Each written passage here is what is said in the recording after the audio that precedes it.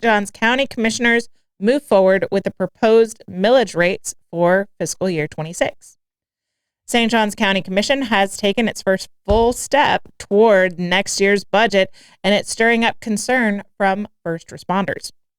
In a narrow 3-2 vote on Tuesday, commissioners move forward with the proposed fiscal year 2026 budget and millage rate, opting to keep property tax rates flat for now. But that decision isn't final. The millage rate could still be lowered, and that's where the concern comes in. St. Johns County Fire Rescue showed up in force at the meeting, worried that a rollback in millage could jeopardize public safety. Wade Schroeder with the county's Office of Management and Budget laid it out plainly. At a rollback rate, the fire district fund would be depleted by fiscal year 2027, he warned. We would not recommend staffing any new fire stations if that happens. Currently, the fire district millage helps fund critical operations and future growth, including new stations to meet rising demand. According to county officials, the proposed millage rate could still go lower, but not higher, as the budget process continues. Public input will be welcomed during 2 upcoming meetings, so mark your calendar. The first hearing is scheduled for September 3rd. A final will follow to lock in the budget and tax rates.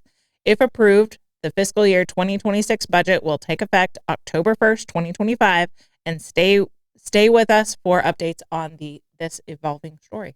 What do you think, Troy? Millage rates hot topic? I'm always nervous about the millage rate because millage rate's probably one of the most delicate topics to deal with when you're a commissioner. I think it should stay flat.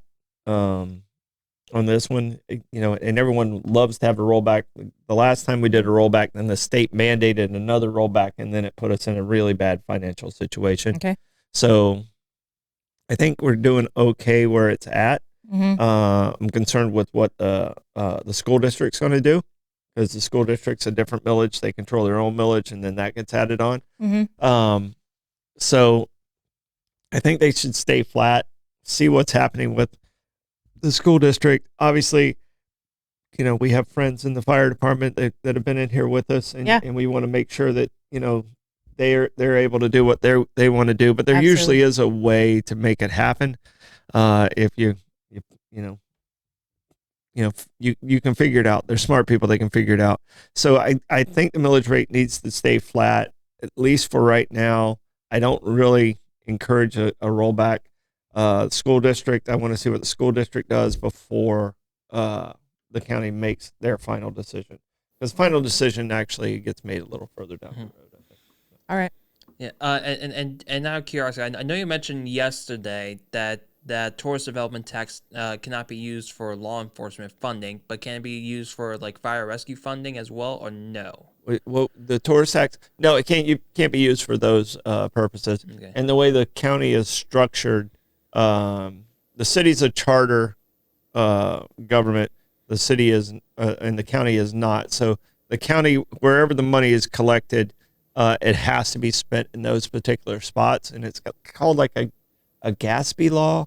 It's like GASB or rule, like 38, GASB 38. You have to use. So if you collect money for, say, the gas taxes for like roads, mm-hmm. you can't use that for parks. Okay.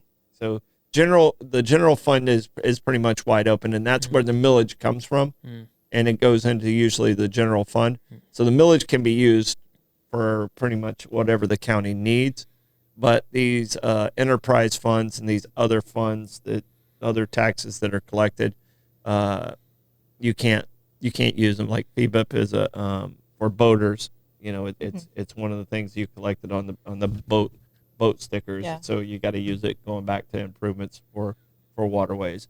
Okay. So there's restrictions, but in the city, as a charter, it kind of gives you more flexibility of where you're collecting and what you can use it for. Okay. I don't know if that explanation was overly government or what. So I used a lot of acronyms in there. So it's definitely necessary. Yeah. Okay. It seems like if the funds are collected in a certain arena, they have to go in a pot for that area. Yeah, they go into that bucket, and they can't really. Yeah, I mean, there's a little bit of flexibility you can move this one to this one, but you can't move it to this one. Yeah. So you pay for that over there with this one and move it 3 different ways. There's ways to do it. Yeah. And I enjoyed that process, obviously.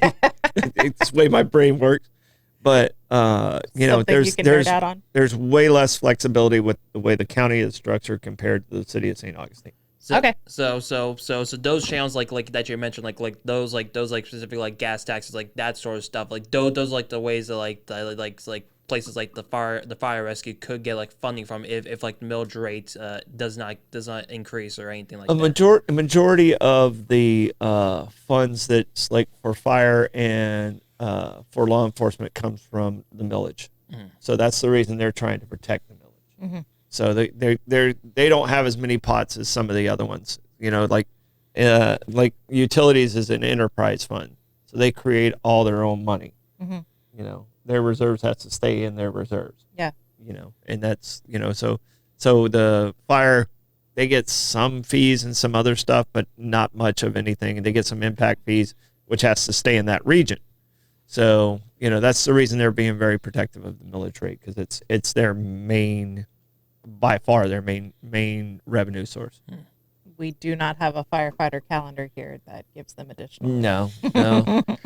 I've kept it at home for personal use. Yeah. Can we talk with the chief about that? Yeah. I mean, I know some good photographers. We can make that happen. Mm-hmm. St. Johns County Schools